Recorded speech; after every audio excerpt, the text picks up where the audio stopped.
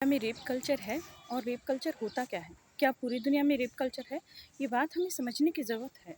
असल में rape culture होता क्या है? रेप तो आप जानते ही हैं, सेक्सुअल वायलेंस, कोर्रिशन, किसी से ज़बरदस्ती संबंध बनाना, उसको रेप कहते हैं। कल्चर संस्कृति को कहते हैं। तो पूरा कल्चर ही रेप कल्चर कैसे हो सकता है?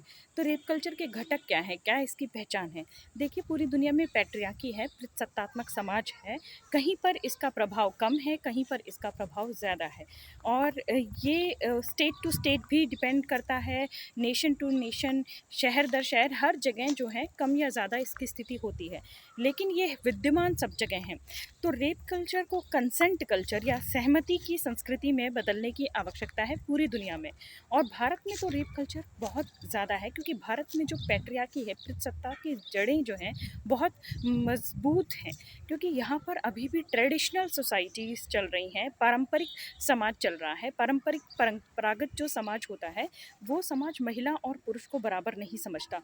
जब महिलाएं पुरुषों के बराबर नहीं होती सामाजिक स्तर पर, तब उनमें जो यौन हिंसा होती है, उनके प्रति जो यौन हिंसा होती है, उसकी स्वीकृति समाज में जो होती है, उस स्वीकृति को ही जो है रेप कल्चर कहा जाता है। अब आप सोचेंगे कि यौन हिंसा को, सेक्सुअल वायलेंस को स्वीकृति कैसे दे सकता है कोई समाज, और कहाँ हम स्वीकृति देते हैं? हाँ, अगर आप व्यक्तिगत स्तर पर देखें तो आप सोचेंगे नहीं नहीं, हमें तो आम तौर पर ऐसे लोग मिले ही नहीं जो बलात्कार को किसी तरह की सहमति देते हों, ऐसे तो कोई बात नहीं है। तो ये जो है, ये रेप कल्चर का वर्ड कैसे पॉपुलर हो गया, ऐसा कैसे है? अधिकतर लोग जिनसे आप पूछेंगे कि क्या बलात्कार गलत है, तो वो कहेंगे हाँ हाँ, ये तो बहुत गलत बात है, किसी महिला से उसकी सहमति के बिना शारीरिक ताकत के बल पर जो है ज़बरदस्ती संबंध बनाना, ये तो बहुत गलत बात है। ज़्यादातर लोग इस बात को स्वीकार करेंगे मुंह पर। तो फिर ये सामाजिक स्वीकृति कैसे मिलती है बलात्कार को? देखिए, सामाजिक स्वीकृति ऐसे मिलती है बलात्कार को कि जो रेप है, उसको एक तरह से सोसाइटल प्रोटेक्शन है, सोसाइटल एक्सेप्टेंस है, because in rape culture the victim is blamed. Rape की जो संस्कृति होती है, उसमें जो कल्प्रिट है, यानी कि जो दोषी है, उस पर दोष ना मढ़ के जो उसका पीड़ित है उस पर दोष मढ़ दिया जाता है। और पूरी दुनिया में ऐसा होता है कि महिला एक गलत जगह पर थी, एक गलत आदमी के साथ थी, एक गलत समय पर थी, या एक गलत लिबास में थी। She was at the wrong time, she was at the wrong place at the wrong time with wrong people wearing wrong kind of dresses। ये जो है ये विक्टिम ब्लेमिंग के लिए ये चीज़ें इस्तेमाल की जाती हैं कि उसने कपड़े सही नहीं पहने थे, वो रात के उस वक्त बाहर थी जब खतरा ज़्यादा होता है, या वो उस व्यक्ति के साथ थी, उसकी लाइफस्टाइल सही नहीं थी, वो गलत लोगों के साथ संगत में थी, उसको खुद का बचाव रखना चाहिए था। मतलब उसकी जिम्मेदारी बनती है हर तरह से अपना बचाव रखने की, रिस्पॉन्सिबिलिटी उसकी है। जो पीड़ित है उसको शर्मिंदा किया जाता है कि तुम्हारे साथ ये जो चीज़ हुई है, इसके लिए तुम जिम्मेदार हो, और अब तुम इस समाज में जीने के लायक ही नहीं हो। तो विक्टिम शेमिंग, विक्टिम ब्लेमिंग, ये कल्चर जो होता है, इसको रेप कल्चर कहते हैं। और महिला को एक सज़ा के तौर पर, एक सज़ा के तौर पर बलात्कार की धमकी देना, बलात्कार करना, ये जो है उसके परिवार को सबक सिखाने के उद्देश्य से, उसके समाज को सबक सिखाने के उद्देश्य से महिलाओं पर यौन अत्याचार करना, ये सारा कुछ जो है रेप कल्चर के अंतर्गत आता है। जैसे जब भारत पाकिस्तान का विभाजन हुआ, तब बड़ी मात्रा में जो है, हिंदू हो या मुसलमान, हर जगह पे कहीं पर भी जहाँ पर भी महिलाएं ऐसी स्थिति में मिल गईं किसी भी व्यक्ति को, तो बहुत भारी मात्रा में जो है बलात्कार हुए थे। यानी कि हिंदुओं, सिखों और मुसलमानों ने, सब लोगों ने मौका पाते ही अपने शत्रु समझे जाने वाले पक्ष की महिलाओं का बलात्कार किया, और खास और अपने पक्ष की महिलाओं का भी नहीं बख्शा।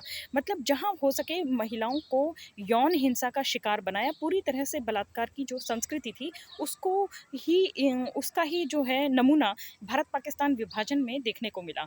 ऐसा ही 1971 की बांग्लादेश युद्ध में हुआ था। पाकिस्तान का ही हिस्सा था पहले बांग्लादेश, उसे पूर्वी पाकिस्तान कहते थे। और वहाँ की जो फ़ौज थी, पाकिस्तान की जो फ़ौज थी, वो बंगालियों पर अत्याचार कर रही थी। बंगाली भाषी लोग जो हैं अपना अलग देश मांग रहे थे, क्योंकि वो ये मानते थे कि पाकिस्तान की फ़ौज जो है उनके साथ न्याय नहीं करती। पाकिस्तान का जो पॉलिटिशियंस हैं वो उनके साथ न्याय नहीं करते और उनके साथ दूसरे दर्जे के नागरिक का बर्ताव करते हैं। तो जैसे ही ये विरोध प्रदर्शन शुरू हुए कि उन्हें एक अलग देश चाहिए, पाकिस्तान की फ़ौज निहत्थे लोगों पर चढ़ आई और उसने भी भारी मात्रा में लोगों की हत्याएं की और महिलाओं को बलात्कार का शिकार बनाया। तो इसके अलावा सिर्फ ये कन्फ्लिक्ट टाइम्स होते हैं। कन्फ्लिक्ट्स मतलब जब दो देश, दो समूह आपस में, राजनीतिक या धार्मिक समूह आपस में लड़ने लगते हैं, तो वो महिलाओं को यौन हिंसा का शिकार बनाते हैं। ये तो कन्फ्लिक्ट टाइम में तो होता ही होता है। किसी विवाद के टाइम में, झगड़े के टाइम में, जैसे मणिपुर हिंसा में भी मैतेई महिलाओं के साथ, कुकी महिलाओं के साथ, जिसको जो मिला अपने विरोधी समझी जाने वाली महिला के साथ जो है उसने यौन दुर्व्यवहार किया, बलात्कार किया, नंगी परेडें निकाली, इस तरह की घटनाओं को अंजाम दिया। तो ये जो है, आप कहेंगे कि नहीं इस पे स्वीकृति की क्या बात है? देखिए, महिला को उस पर होने वाली यौन हिंसा के लिए जिम्मेदार ठहराना, ये जो है रेप कल्चर है। सिर्फ इतना नहीं होता कि रेप कल्चर की सिर्फ यौन हिंसा हो गई या उसके लिए उसको जिम्मेदार ठहराया गया। हर तरह से महिला का जीवन जो है मुश्किल कर देना, इसमें बहुत सारी चीज़ें शामिल हैं। जैसे मैं इंडिया गॉट लेटेंट की बात करूं, एक शो आता है जिसमें गाली गलौच या हंसी मजाक की बातें होती हैं। उसमें एक व्यक्ति कुछ जो है, अगर पेरेंट्स के बारे में कुछ कह देता है, कुछ सेक्सुअल जोक्स कर देता है, तो उन सभी लोगों को जो है झेलना पड़ता है और सभी लोगों के बारे में बहुत गलत बातें बोली जाती हैं। लेकिन सबसे ज़्यादा जो है उसमें एक महिला ने जो हिस्सा लिया था, अपूर्वा मुखीजा। अपूर्वा मुखीजा काफ़ी समय तक गायब रहीं उस चीज़ के बाद, और उसके बाद उन्होंने इंस्टाग्राम पे ढेरों हज़ारों ऐसे स्क्रीनशॉट शेयर किए जिसमें इस बात को कि आप जो हैं हमारी संस्कृति को ख़राब कर रही हैं, इस बात को जो है निशाना बनाते हुए लोगों ने उन्हें बलात्कार की धमकी दी और बहुत लोगों ने दी। मतलब इतना ज़्यादा व्यापक था वो कि उन पर तेज़ाब फेंकने की धमकी देना, उनका पीछा करना, उनकी बिल्डिंग तक का एड्रेस जो है किसी ने लिख दिया कि आप वहाँ रहती हैं। तो ये जो है रेप की संस्कृति कि इस महिला का आचरण हमारे हिसाब से सही नहीं है, तो इसे सज़ा के तौर पर जो है इसका बलात्कार किया जाना चाहिए। और लोगों को भी उकसाना कि एक कमेंट मैंने पढ़ी, उसमें ये थी, अरे भाई इसके साथ कर लो, कोई फ़र्क नहीं पड़ेगा। ये भी रेप की संस्कृति का हिस्सा है और जहाँ जब तक पितृसत्ता रहेगी, रेप कल्चर विद्यमान रहेगा और हमें इसे कंसेंट कल्चर में बदलना है, सहमति के कल्चर में बदलना है और उसके लिए हमें पितृसत्ता का दमन करने की बहुत ज़्यादा आवश्यकता है। महिला और पुरुषों को राजनीतिक रूप पर तो बराबर का हक है, संविधान तो उन्हें बराबर का नागरिक मानता है, लेकिन सामाजिक लोकतंत्र भारत में नहीं है। सोशल जो डेमोक्रेसी है वो भारत में एब्सेंट है। इसकी वजह से सामाजिक तौर पर जो है महिला और पुरुष बराबर नहीं है, दोनों को बराबर अपने पिता की ज़मीन नहीं मिलती, अपनी माता की ज़मीन नहीं मिलती, कुछ नहीं मिलता।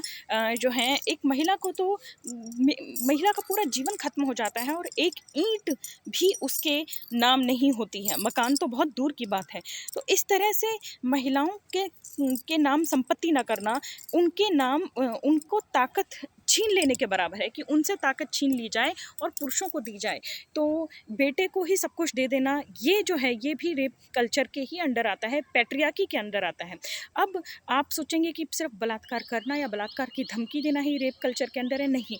महिलाओं के बारे में जो गालियाँ फेमस हैं, जैसे माँ डैश, बहन डैश, मादर डैश, ये जो गालियाँ हैं, जो महिलाओं के प्राइवेट पार्ट्स हैं, उनको भी भूतिया जो करके गाली हैं, आप समझ गए होंगे।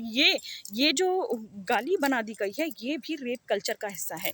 ये जो चीज़ें हैं, ये यौन हिंसा को बढ़ावा देती हैं। आपको लगा हो, आपको ने ऐसी बहुत विचित्र न्यूज़ सुनी होंगी कि एक बेटे ने अपनी माता के साथ ही बलात्कार कर दिया। ऐसा हुआ है राजस्थान में, अपनी सगी माँ के साथ उसने बलात्कार किया है एक लड़के ने। 28 साल का लड़का था, अपनी 42 साल की जो है माता के साथ उसने ये बलात्कार कर दिया। आप ये समझिए कि कैसा परिवार है कि टीनेज में बच्ची है वो, तब वो ब्याही गई है, तब वो माँ बनी है और जवान होते ही क्या उम्र होती है, 42-52 शायद यही उम्र थी उसकी, और उसको ये झेलना पड़ा है। तो एक लड़का इस हद तक कैसे गया? ऐसा ही एक 2-3 केस ऐसे ही उत्तर प्रदेश में सामने आए। तो जब दिन रात महिलाओं के लिए माँ डैश, बहन डैश ऐसी गालियाँ दी जाएँगी, तो कब किसी न किसी व्यक्ति के दिमाग तक ये बात पहुँचती है कि माँ और बहनों को भी डैश किया जा सकता है। तो इस तरह से ऐसी चीज़ें सामने आती हैं। अभी यूरोपियन कंट्रीज़ में ही कहीं पर वेस्टर्न कंट्रीज़ में 70,000 लड़कों की चैट्स सामने आई, आपस की बातचीत सामने आई, और पता चला कि 70,000 आदमी आपस में ये बात कर रहे थे कि वो अपनी ही माँओं और बहनों का रेप कैसे करेंगे। तो ये डिस्कस कर रहे थे कि ये किस तरह की चीज़ें वो करेंगे। तो गालियाँ देना, यौन हिंसा को बढ़ावा देना, एक-दूसरे से तरह की बातें करना, महिलाओं को प्राइवेट पार्ट्स दिखाना या बिना दिखे, अगर आप उनके सामने नहीं हैं, अगर आपको इंटरनेट के माध्यम से वो महिला कहीं मिल गई हों, उनसे दोस्ती हो गई है, तो उनको बिना माँगे अनसॉलिसिटेटेड मतलब बिना माँगे अपना प्राइवेट पार्ट का फ़ोटो भेजना, उनसे न्यूड्स माँगना, उनसे नंगी तस्वीरें माँगना, महिलाओं का एआई वर्ज़न बनाकर आर्टिफ़िशियल इंटेलिजेंस के माध्यम से उनका चेहरा इस्तेमाल करके नंगी वेबसाइट्स में, पॉर्न वेबसाइट्स में जो है उनको इस्तेमाल कर देना, दिन भर हाइपर सेक्सुअल नेचर रखना, बहुत ज़्यादा सेक्स सेक्स सेक्स इसी के बारे में सोचते रहना, इसी के बारे में बातें करना, दूसरे लोगों से भी इसकी बातें करवाना, और रेप कल्चर को जो है मान्यता या पितृसत्तात्मक समाज से जितने भी लोग होते हैं, वो रेप कल्चर को मान्यता देते हैं, स्वीकृति देते हैं। आज ही मैंने एक शब्द सुना, पैट्रियार्की की दलाल। तो पैट्रियार्की की दलाल औरतें भी होती हैं जो जानती हैं कि महिलाओं को पुरुषों के बराबर का दर्जा नहीं दिया गया है और महिलाएं ऑप्रेस्ड हैं और महिलाओं का पक्ष लिया जाना चाहिए, लेकिन वो लगातार पुरुषों का पक्ष लेती हैं समाज में अपनी आर्थिक और सामाजिक स्थिति को और मजबूत बनाने के लिए। जैसे कि मैन राइट एक्टिविस्ट होती हैं। तो एक मशहूर मैन राइट एक्टिविस्ट ने क्या किया कि उत्तर प्रदेश में एक लड़की का 29 लोगों ने बलात्कार किया, 7 दिन तक उसे अलग-अलग होटलों में नशीले दवाइयाँ दे देकर घुमाया। तो ये जो महिला है, ये उस विक्टिम पे ही सारा दोष मढ़ देती है कि she was at the wrong time, she was outside from her house at the wrong time with wrong people, wearing wrong kind of dresses, living wrong kind of life. यही जो मैंने आपको पहले बताया कि वो गलत समय पे बाहर थी, गलत लोगों के साथ थी, गलत कपड़े पहने हुई थी, उसका आचार विचार ठीक नहीं था, उसका व्यवहार ठीक नहीं था, ये सब कुछ उस विक्टिम पे ही दोष डाल देना। जबकि ऊपर से ये जो रेप कल्चर होता है, ये भी सोचता है कि विक्टिम भी परफेक्ट होना चाहिए, मतलब पूरी तरह से जो है पीड़ित दिखाई देने वाला, बहुत लाचार दिखाई देने वाला ही व्यक्ति पीड़ित हो सकता है, जो बहुत चीखे मार के रो रहा हो, इसी तरह का हो सकता है, जो हिम्मत से उस चीज़ का मुकाबला करे और न्याय की पाने की कोशिश करे, वो तो पीड़ित हो ही नहीं सकता। तो परफेक्ट विक्टिम की जो आइडिया है, उसको भी ये रेप कल्चर सपोर्ट करता है। तो वो लड़की जो 18 साल की थी, वो अपने किसी दोस्त के साथ जो है उसका फ्रेंड हो सकता है, बॉयफ्रेंड हो सकता है, उसने उसको कहा कि चलो हुक्का बार में चलते हैं। ये हुक्का बार बहुत ही मामूली चीज़ें हैं, ये स्टाइल के लिए छोटे-छोटे हुक्के रख देते हैं, फिर कॉफ़ी साथ में पिलाने लग जाते हैं। ये कोई इतनी बड़ी चीज़ नहीं है जिसके लिए उसको ज़िम्मेदार ठहराया जाए। पता चलता है कि उस हुक्का बार में ही उसे कुछ गलत-सलत चीज़ें पिला दी गई और उसके बाद से जो है उसको वो आपस में, और इसमें देखिए रेप कल्चर में हिंदू, मुस्लिम सभी रिलीजन के लोग शामिल हो जाते हैं। मतलब रेप करने के लिए वो अपने धार्मिक मतभेदों को भूल जाते हैं। तो इस लड़की का जिन 29 लोगों ने बलात्कार किया था, वो हिंदू भी थे और मुसलमान भी थे। बाद में पुलिस को पता चला कि ये जो मैन राइट एक्टिविस्ट हैं, जिन्होंने जानबूझकर इस महिला को क्या, इस बच्ची 18 साल की बच्ची को ही दोष मढ़ दिया कि वो अपने साथ हुई इस दुर्घटना के लिए ज़िम्मेदार है। तो पता चला पुलिस को कि ये लोग जो है रेप को एक हथियार की तरह इस्तेमाल करते थे। किसी लड़की का, ख़ास तौर पर किसी अंडर एज गर्ल का या जो है जवान लड़की को अपनी बातों में फंसाकर, दोस्ती यारी में फंसाकर उसका बलात्कार करते, फिर वो वीडियो बनाते और वो जो वीडियो है वो इस्तेमाल करते थे, उस वीडियो को वो इंटरनेट की पॉर्न साइट्स पे बेचते थे और उस वीडियो का इस्तेमाल करके कुछ महिलाओं को वो वेश्यावृत्ति के दलदल में धकेलने की भी कोशिश करते थे। इसे जो है ब्लैकमेल कहते हैं, कि वो उनको ब्लैकमेल करके उसको जो है वेश्यावृत्ति में धकेलने की कोशिश करना। करना, तो ये भी रेप कल्चर का हिस्सा आता है। छेड़छाड़ करना, बदतमीज़ी करना, नंगी तस्वीरें माँगना या भेजना, जो है महिलाओं के को क्या बाहर निकलना मुश्किल कर देना, पीछा करना, गालियाँ देना, ये सारा का सारा जो है विक्टिम को ब्लेम करना, ये सारा का सारा जो है रेप कल्चर का हिस्सा है। और कंसेंट कल्चर की तरफ हमें जाना चाहिए। और रेप कल्चर एक घटक है, एक इंटीग्रल पार्ट है पैट्रियार्की का। तो इसके अलावा जो है मैं कहना चाहूँगी कि ये चीज़ें हर महिला के साथ होती हैं। कोई भी महिला ऐसा नहीं है, कोई भी लड़की ऐसा नहीं है जिससे आप बात करो और उसके पास एक कहानी ना हो ये बताने के लिए कि कितनी बार उसका पीछा किया गया, उसको गंदे इशारे किए गए, और जो है कितनी बार जो है उसको नंगी फ़ोटोएँ भेजी गई, उससे नंगी फ़ोटोएँ माँगी गई, पतियों द्वारा भी यौन हिंसा होना, पतियों द्वारा भी बलात्कार होना और बलात्कार को स्वीकृति मिलना कि अरे वो तो पति है तो क्या हुआ? शादी का मतलब किसी दूसरे के शरीर का मालिक बन जाना नहीं होता। तो ये जो है आप देखेंगे कि मैंने कहीं पर देखा था कि कोई कैमरा लेकर घूम रहा है और पूछता है आदमियों से कि क्या हस्बैंड वाइफ का रेप कर सकता है? तो बोलते हैं नहीं, वो उसका तो रेप माना ही नहीं जाएगा, काउंट ही नहीं होगा कि उसने किया है, क्योंकि वो तो हस्बैंड है, मतलब उसका राइट है। तो ये सोचना कि एक आदमी का सिर्फ शादी कर लेने से अपनी पत्नी के शरीर पर 100% राइट है, और वो जो पत्नी है, वो जो स्त्री है, वो अपने ही शरीर पर से पूरा अधिकार उसी वक्त खो दी जब वो किसी से शादी करती, और वो ना कहने की राइट ही नहीं रखती, अधिकार ही नहीं रखती, ये भी रेप कल्चर का हिस्सा है। तो जितना भी हो सके गालियाँ मत दिया कीजिए, गालियों से रेप की संस्कृति पनपती है और आप ही के घर परिवार की महिलाओं पर उसका बुरा असर पड़ता है। क्या है कि बहुत बार कहा जाता है, महिलाओं को ही कहा जाता है, अरे इन्होंने अपने बेटों को कुछ नहीं सिखाया, क्योंकि महिलाएं पे ही वापस उसका दोष मढ़ दिया जाता है कि ये बेटों को नहीं सिखाती हैं, जबकि पुरुष भी तो अपने बेटों को सिखा सकते हैं। जबकि लड़के जो हैं वो माँओं से ज़्यादा अपने बाप के आचरण की नकल करते हैं या अपने दोस्तों की नकल करते हैं। तो अगर आप एक पुरुष हैं और आप ये देख रहे हैं, आप किसी को बहन डैश, माँ डैश ऐसी गालियाँ देते देखें, महिलाओं को घूरते हुए देखें, उनके शरीर के अंगों पर कटाक्ष करते हुए देखें या गलत गंदा बर्ताव करते हुए देखें, तो आप अपने आसपास के लोगों को टोकना शुरू कीजिए और खुद का बर्ताव भी अच्छा बनाइए, तब जाके ये जो रेप कल्चर है वो हमारे देश से ख़त्म होगा।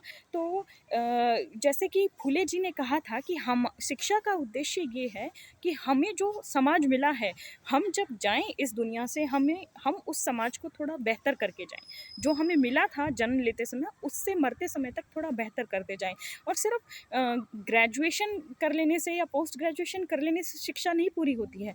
समाज के हर व्यक्ति को बराबर सम्मान और अधिकार मिले, ये बात समझने में और इस बात को दूसरों को समझाने में और इस बात को अपने जीवन में लागू करने में जो है, ये तब जाके शिक्षा आपकी सफल मानी जाएगी। सिर्फ़ आप रोटी कमा लेते हैं, उससे आपकी शिक्षा सफल नहीं मानी जाएगी। तो आप समझ ही गए होंगे कि रेप कल्चर क्या है और पैट्रियार्की क्या है। महिलाओं और पुरुषों को बराबर का अधिकार, बराबर का सम्मान नहीं देना, संपत्ति में बराबर का बँटवारा नहीं करना और पुरुषों को हमेशा क्लीन चिट देते रहना कि अरे इसकी पिटाई हुई है तो किसी औरत की पिटाई हुई है तो इसी ने कुछ किया होगा। मतलब हर तरफ उसको ब्लेम करते रहना, यही रेप की संस्कृति है। और भारत से कम इस रेप कल्चर को ख़त्म करने की ज़िम्मेदारी हर नागरिक को उठानी चाहिए। और अगर आप पुरुष हैं तो आपकी ज़िम्मेदारी महिलाओं से ज़्यादा बनती हैं, वो पहले ही झेल रही हैं। आपके जीवन में जो भी महिलाएं हैं, चाहे वो माँ है, चाहे बेटी है, बहन है, आपकी दोस्त है, आप उसका एक्सपीरियंस अगर पूछेंगे तो आपको पता चलेगा कि कोई महिला ऐसी नहीं बची होगी जिसके साथ कड़वे अनुभव ना हुए हों इस तरह के।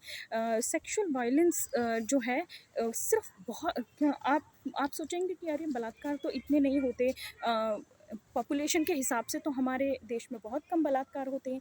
अगर आप ये सोचेंगे तो आप इस समस्या की जड़ नहीं पहचान पाए हैं। रेप हो जाना और रेप का कल्चर हो जाना, दोनों में एक ही बात है कि जो है रेप तो उसका एक्सट्रीम एपिटोम है, मतलब उसका पूरी तरह से एक्सट्रीम स्तर है। लेकिन जो है संस्कृति हो जाना कि महिलाएं शाम के 6 बजे के बाद बाहर निकलने से डरती हैं, ये है रेप कल्चर। महिलाओं के सामने जब गाली गलौज दिया जाता है तो उनको लगता है कि ये जो बातें की जा रही हैं, ये कोई अगर कह रहा है तो दिमाग में सोच रहा है तो कर भी सकता है। तो ये जो है, ये है रेप कल्चर। हर तरह से जो है बार-बार बॉडी पर कमेंट करना। जैसे मैंने तो सब कुछ ही झेला है। आई वाज़ वेरी थिन, मैं बहुत पतली थी कभी, तो मैंने बहुत ज़्यादा बॉडी शेमिंग झेली थी कि अरे! ये कितनी पतली है, कितनी सिकुड़ी है। और अब जब मेरा शरीर भर गया है तो उम्र के हिसाब से कुछ और चीज़ों के हिसाब से, हार्मोन्स के हिसाब से, मेडिकल इश्यूज़ के हिसाब से, तो मैं हर जगह यही सुनती हूँ, अरे तुम कितनी मोटी हो, तुम कितनी मोटी हो गई हो। तो ये जो है, ये बॉडी को, महिला की बॉडी को इश्यू बनाना या उसके बारे में कमेंट करना भी रेप कल्चर का हिस्सा है। असल में महिला को एक शरीर समझ लेना ही रेप कल्चर है।